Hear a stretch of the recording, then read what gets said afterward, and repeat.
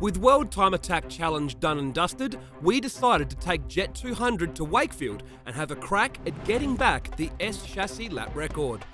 We set the record in 2012 with a 62.2, but it was beaten by Matthew Robinson in his S14 and then reset at 61.4 seconds by my good friend James Anderson in his S15.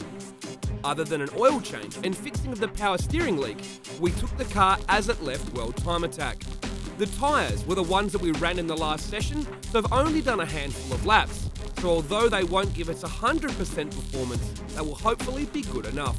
With the forecast being for well over 30 degrees, we decided to give the car straight to John Boston to drive and try and put down a lap before the track heats up too much. Luckily, he only needed one lap to find his groove, as the tyres had gone off in the heat by the third lap.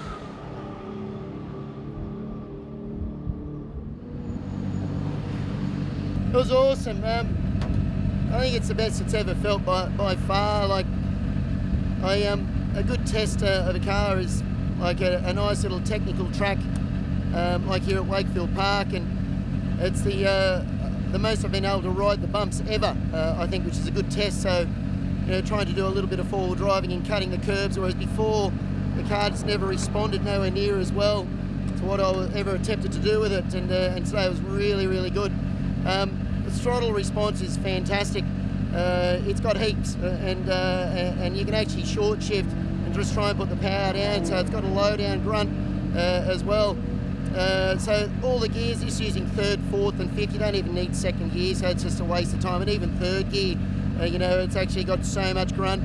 It's actually a challenge to put the power down. Not so much on the straight, but at the fishhook. So that's where you're actually short shift into fourth to try and get a good run up to the old turn 9. Brakes are fantastic.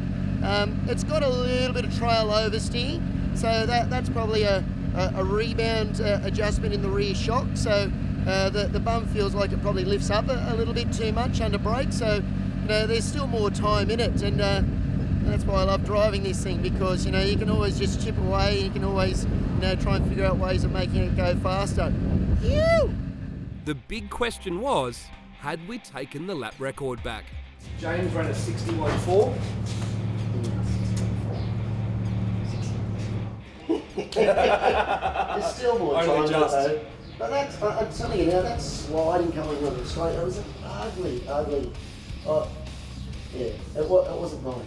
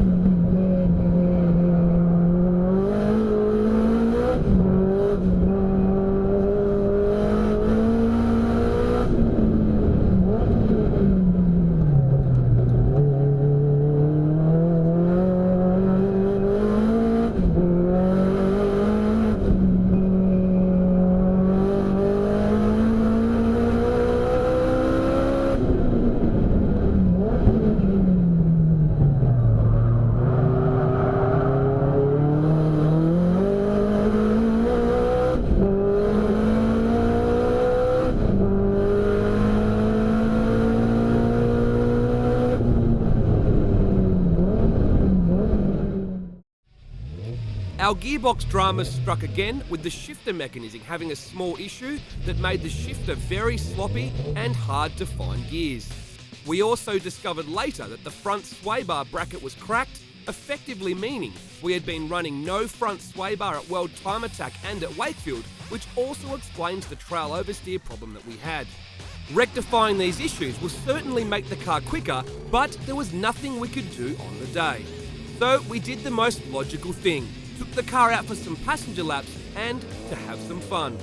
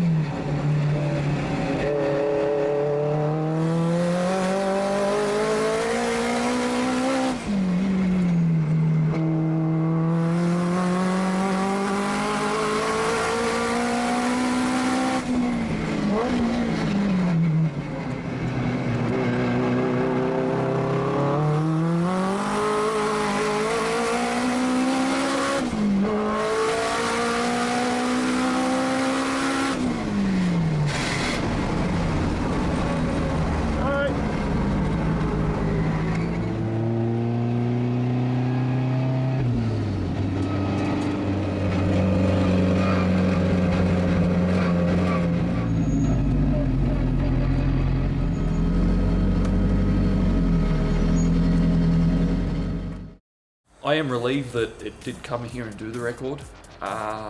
It does feel good. I'm pretty proud to put my name on the car at the end of the day. Been hanging for a while. A lot scarier than what I thought. I don't get scared, but not scary as in I'm scaring myself, but it's just a really, really stupidly fast car and very direct, and yeah, it responds the way you want it to respond, and there's a lot of G-force floating around as well. Like, the throttle response is just ridiculous in the car. It's definitely the fastest thing I've been in around corners. Well, that's our day at Wakefield wrapped up. We came here with two things that we really wanted to do. One was to get back the Silvia lap record, and the other one was to try and run in the 60-second bracket. Not all of our ducks lined up. It wasn't a perfect day to get every condition correct and the gearbox working properly, but we still did manage to get back our Silvia lap record by 2/10. Boston ran a 61.2 second lap. It was pretty hot today, and the gearbox has been behaving pretty badly in the shift. So I was actually quite surprised we were even able to run that time, to be brutally honest. But on the flip side of that, the good news is we know that we can go a lot faster, not just with the package that we have, but just with a few small changes. So from here, our plans are to switch back to a sequential gearbox, get something good in the car. We can probably see at least a second and a half a lap here at Wakefield compared to this gearbox by going sequential. We've got some more suspension development to do in terms of just, we're probably gonna go stiffer sway bar, a little bit stiffer again, still getting a bit too much body roll now that the corner speed's increasing. We want a little bit of extra power, but that's not really relevant here. So probably switch to a slightly larger turbo, GDX 3582. But to be brutally honest, the aero, the chassis, the actual suspension setup in terms of the geometry and the engine are all pretty much performing exactly the way we want.